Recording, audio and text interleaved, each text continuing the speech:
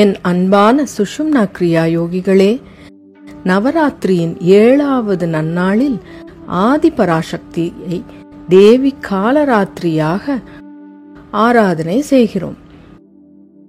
இவர் காலத்தின் மர்மத்தை ஆளும் தன்மையை கொண்ட பராசக்தி. இந்த பரந்த பிரபஞ்சம் அனைத்தும் காலத்தின் கட்டளைகளுடன் பிணைக்கப்பட்டுள்ளது. ஒவ்வொரு உயிரினத்திற்கும் இப்பூ பிரபஞ்சத்தில் வாழும் நேரமும் குறித்து கொடுக்கப்பட்டுள்ளது. அந்த நேரம் முடிந்ததும் அவ்வான்மாவின் பயணம் மற்றொரு பரிமாணத்தில் தொடர்கிறது. காலம் என்ற பூபிரபஞ்சத்தின் மகா ஆற்றல் சக்தியை உள்ளடக்கிய ஒரு அதீத சக்தியின் வடிவே தேவி காலராத்திரி ஆவார். நாம் அடைய வேண்டிய ஆன்மீக முன்னேற்றம் இந்த வாழ்நாளின் காலத்திற்குள் அடையப்பட வேண்டும் என்பதை தேவி அவர்கள் நமக்கு நினைவூட்டுகிறார். காலம் யாருக்காகவும் காத்திருப்பது இல்லை. இரவானது பகலை தவறாமல் பின்தொடர்வது போல இயற்கையின் விதி முழுமையானது. காலத்தின் எல்லைக்குள் நாம் ஆன்மீக விடுதலைக்காக முயற்சிக்க வேண்டும். தேவி காலராத்திரி அவர்கள் இருளை அழிப்பவர் என்றும் அழைக்கப்படுகிறார்.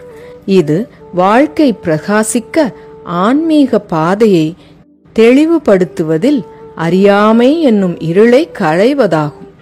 ஆகையால் நாம் பயப்பட வேண்டியதில்லை. தேவி காலராத்திரி அவர்கள் நம் தலையின் உச்சியில் உள்ள கிரவுன் சென்டர் என்று அழைக்கப்படும் மையமான சஹஸ்ரார சக்கரத்தின் விழிப்புணர்வையும் செயல்பாட்டையும் பிரதிபலிக்கிறார். பிரக்ஞையின் மிக உயர்ந்த மையமான இங்குதான் சாதனையின் மூலம் ஒரு யோகியானவர் தெய்வீக தன்மையுடன் ஐக்கியமடைகிறார்.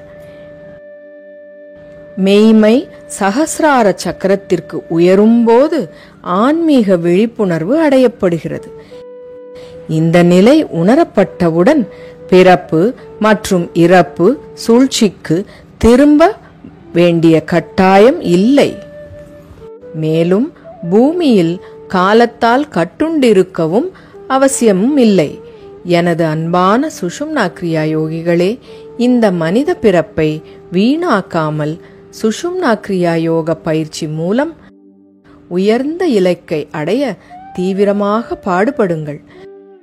பக்தியுடன் அமர்ந்து சரணடைந்து தெய்வீக தாயின் அருள் பெற்று அக இருள் அனைத்தையும் அகற்றி ஆன்மீக விழிப்புணர்வை அடையுங்கள்.